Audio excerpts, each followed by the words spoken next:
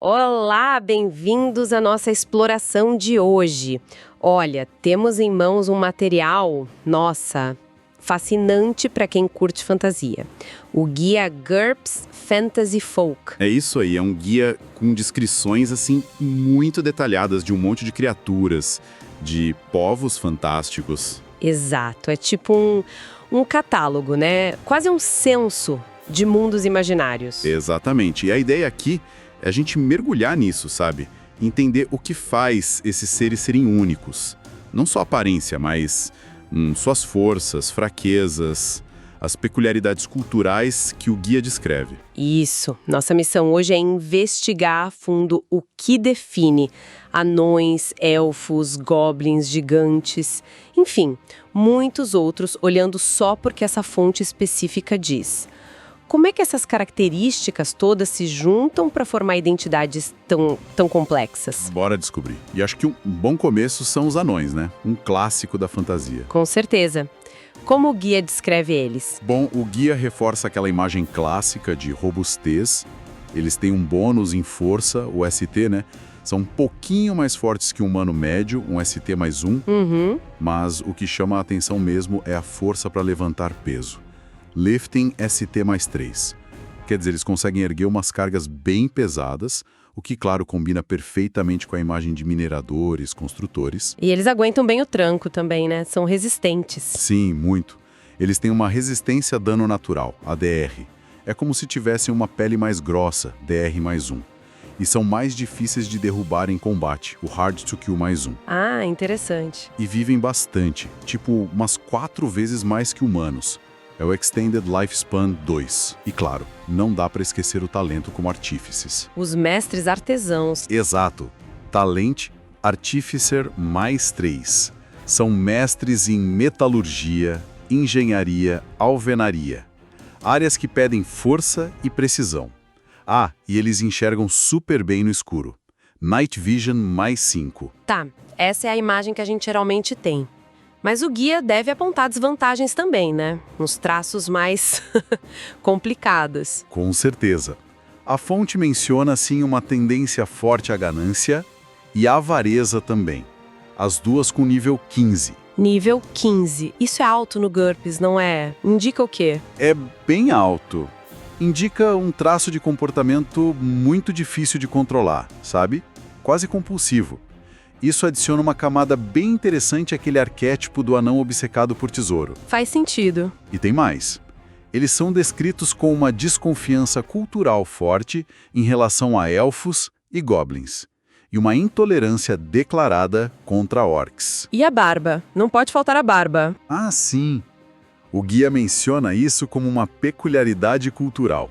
Anões não raspam a barba. De jeito nenhum. Olha só. Então, juntando tudo isso, força, resistência, talento, mas também ganância, desconfiança. Exato. Pinta um quadro bem mais complexo, né? Sugere talvez uma sociedade mais isolada, focada no trabalho, na riqueza e meio desconfiada do resto do mundo. Falando em tamanho parecido, e os gnomos, como eles se encaixam? São tipo anões menores e mais alegres? Não exatamente. Eles têm o mesmo tamanho menor, o SM-1, e também vivem bastante, 4 vezes mais. E são resistentes, DR mais 1, Hard to Kill mais 1. Igual aos anões, então. Nesses pontos, sim, mas o foco é outro. Gnomos não têm bônus na força geral, no ST, só para levantar peso, Lifting ST mais 2. E o talento deles é diferente. São artesãos excepcionais, Talent Craftsman mais 4. Ah, mais 4 em quê? Em trabalhos delicados, artes, carpintaria fina, couro, costura. Coisas que exigem minúcia, sabe? Não a engenharia pesada dos anões. Sugere uma cultura mais voltada para a beleza, para o detalhe. Que culturalmente? Quais as diferenças? O guia aponta que gnomos, diferente dos anões, não curtem muito viver no subterrâneo.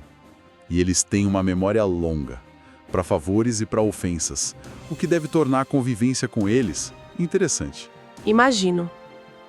Relações delicadas, talvez. Pode ser. E até a barba é diferente, curta e bem aparada. Talvez reflita essa coisa da ordem do detalhe que eles valorizam. Bem diferente mesmo. O guia reforça isso. Eles têm aparência atraente, um equilíbrio perfeito que é quase sobrenatural e basicamente não envelhecem, são unaging. Imortais, na prática. Isso. E tem uma aptidão natural para magia. Magery 1. Aprendem e usam magia mais fácil que outros. A única coisa é que são um pouco menos fortes fisicamente que humanos. ST-1. E as desvantagens deles? O que molda a cultura élfica nesse guia? É interessante. As desvantagens são mais filosóficas, sociais. Eles têm um código de honra focado em viver com elegância, com estilo, e um senso de dever forte com a natureza. Isso faz sentido com a imagem clássica. Sim, sugerem uma sociedade que valoriza estética, harmonia, preservação. E as habilidades sociais refletem isso. Oratória, para contar histórias, e etiqueta, para a sociedade élfica. A longevidade extrema e a magia devem dar a eles uma visão de mundo bem diferente. E dentro dos elfos, tem os elfos negros. O guia os diferencia muito? Eles mantêm a base élfica. Aparência atraente, Magery 1, equilíbrio perfeito, unaging, ST-1. Só que eles são mais inteligentes. IQ+1, mais inteligentes. Mas então por que são geralmente vistos como vilões ou antagonistas? A chave, segundo essa fonte, está no tratamento que recebem. Eles sofrem intolerância de outros povos ou carregam um estigma social bem forte. Então é mais uma questão social. Preconceito. Exatamente. São mal vistos ou temidos só por serem elfos negros. Essa percepção externa que os isola e define a experiência deles, mais do que diferenças inatas tão grandes assim dos outros elfos. É a sociedade moldando o destino deles, basicamente. Isso me lembra dos meio-elfos, que também ficam meio deslocados, né? Perfeito. Eles herdam um pouco de cada lado.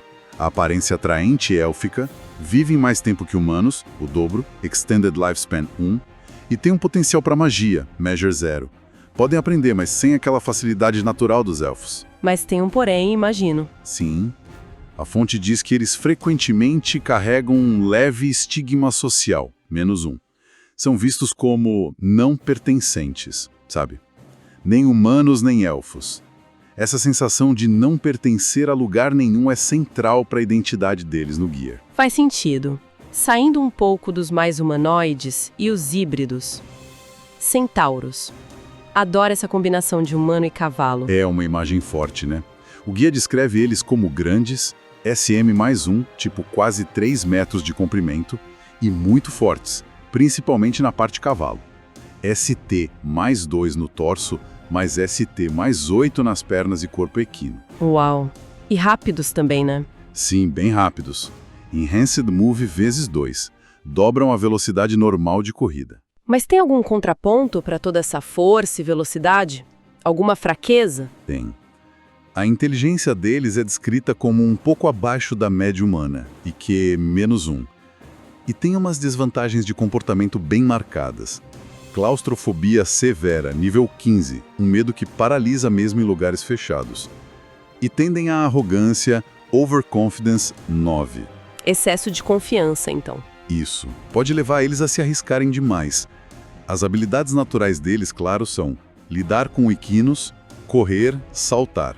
Tudo ligado à forma física deles. E os minotauros? Se centauro é humano com cavalo, minotauro é humano com touro. Força bruta total. Total. O guia não economiza. São muito fortes. ST+3.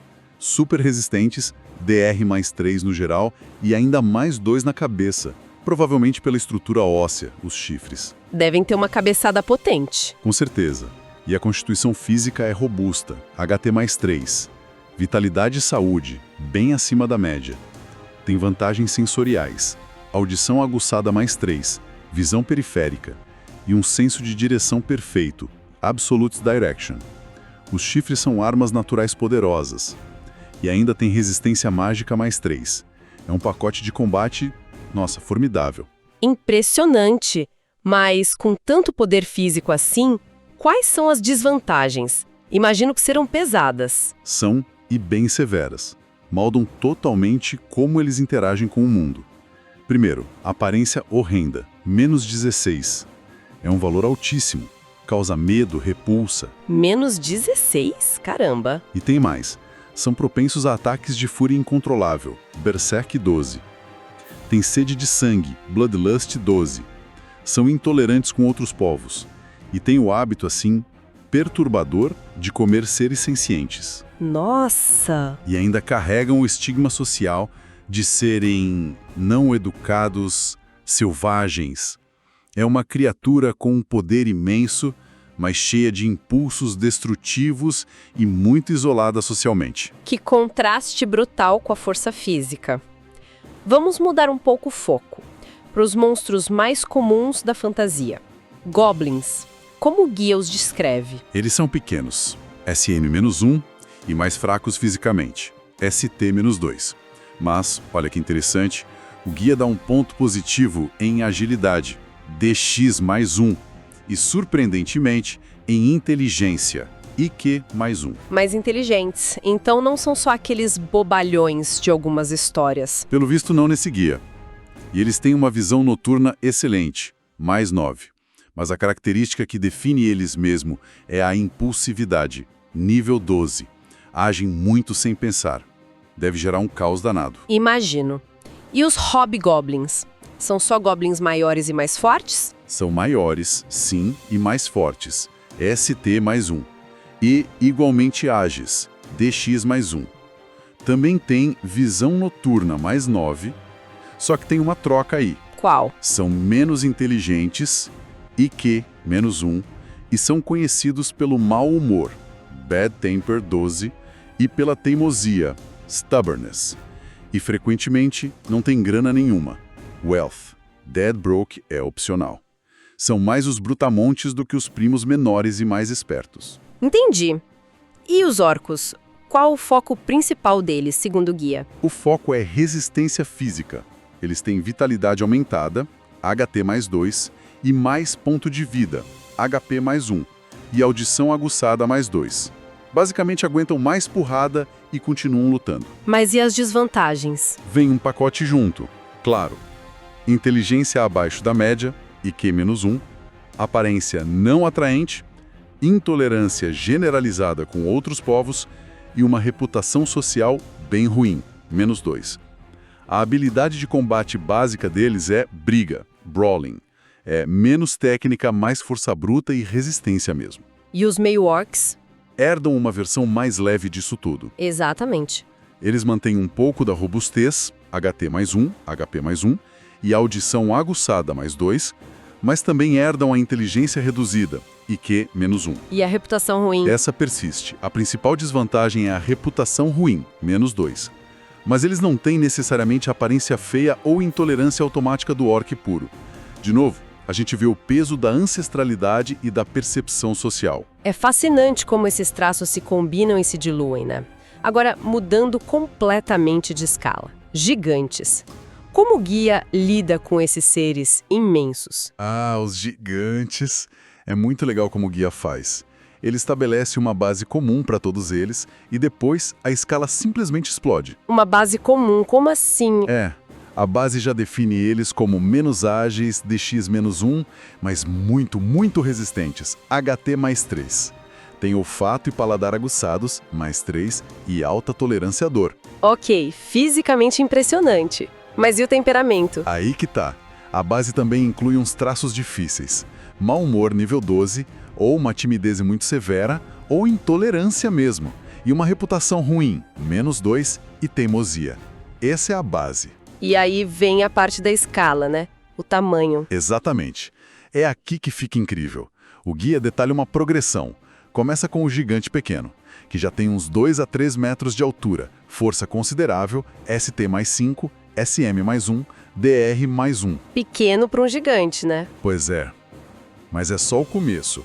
A escala sobe para médio, grande, enorme, colossal, Behemoth. Até o Gargantuan. Gargantuan? Que tamanho é esse? Cara, atinge de 14 a 18 metros de altura. SM+6. A força é absurda, ST+90.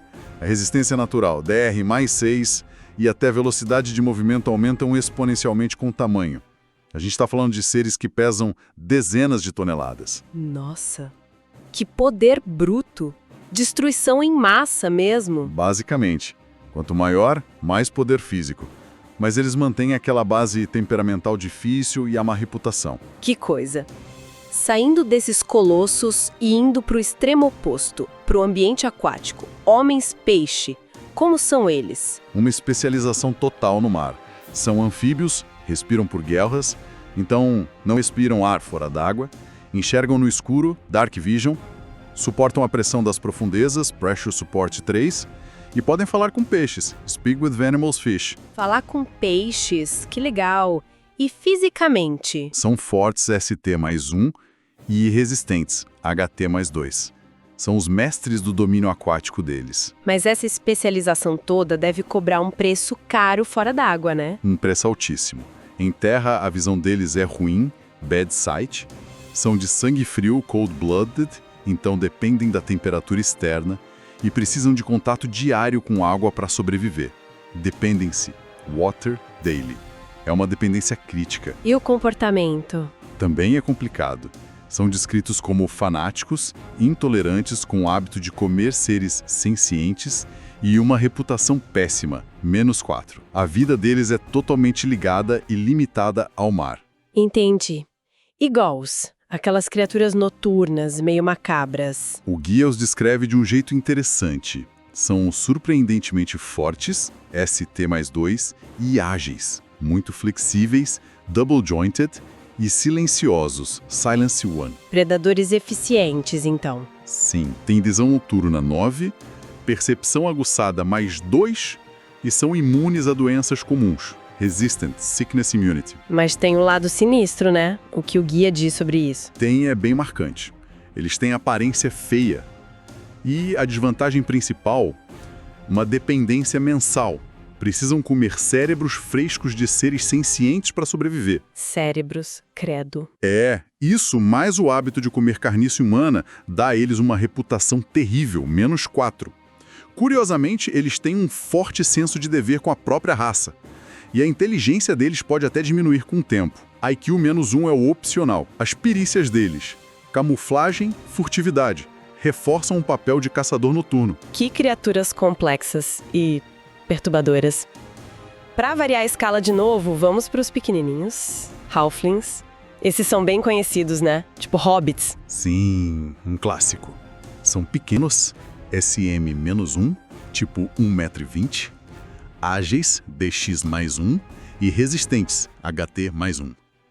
O guia destaca que eles são mestres em furtividade, Silence 2, muito difíceis de detectar, e excelentes arremessadores, Talent, Thrown Weapon mais 2. E a reputação deles? São bem vistos? Geralmente sim, tem boa reputação, mais 1. A fraqueza é a força física mesmo, ST -2. Culturalmente, eles têm um código de honra de hospitalidade, uma leve tendência à gula, nível 9, que é menos compulsivo, e não gostam muito de viajar. E o fumo? Aquela coisa do cachimbo? É opcional.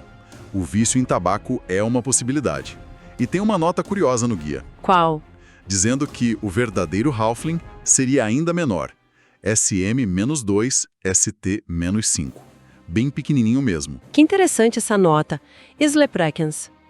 Outro povo pequeno, mas com foco diferente. Bem diferente dos halflings. Mesmo tamanho, SM -1, mas são ainda mais ágeis, DX mais 2. Eles têm sorte natural, luck, potencial para magia, Magiry 1, talento musical, mais 1, visão noturna, mais 5, e uma habilidade específica para trabalhar couro, leatherworking. E a força? Bem mais fracos, ST -4.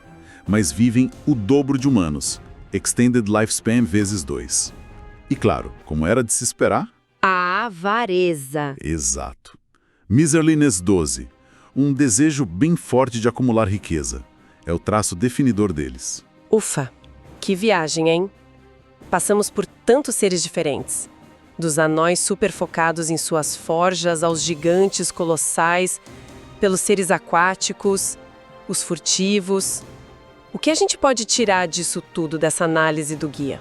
Olha, o que fica muito claro é como cada um desses povos é apresentado como um pacote complexo, sabe?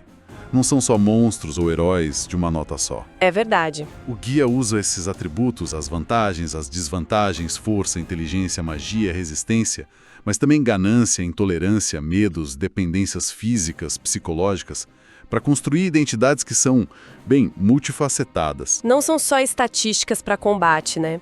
A gente viu códigos de honra, estigmas sociais, necessidades biológicas bem específicas, traços de personalidade muito fortes. Parece que a fonte quer mostrar que mesmo esses seres fantásticos têm suas próprias regras internas, suas culturas, seus problemas. Exatamente. É fascinante ver como esses detalhes se encaixam. A força dos anões combina com o talento artesão e a ganância deles. A longevidade e a magia dos elfos está ligada ao código de honra e ao dever com a natureza. A força bruta do Minotauro vem com aquele preço terrível na psique e na aceitação social dele. São esses detalhes que dão profundidade, que dão potencial para a história, para esses seres. Isso leva a gente para uma reflexão final, né? Depois de olhar para esses perfis tão detalhados, com todas as forças e fraquezas, virtudes e vícios, como isso desafia as imagens que a gente já tinha desses povos fantásticos? Fica a pergunta no ar, né? Quantas vezes a gente julga esses seres na ficção, ou até pessoas na vida real, por que não? Baseado só na aparência, ou na origem, ou numa reputação geral. Verdade. Olhar para essa complexidade toda, para esse equilíbrio de características que o guia apresenta, talvez seja um convite para a gente questionar esses julgamentos fáceis. O que define de verdade um monstro ou um herói? Talvez a resposta seja bem mais complexa do que a gente imagina.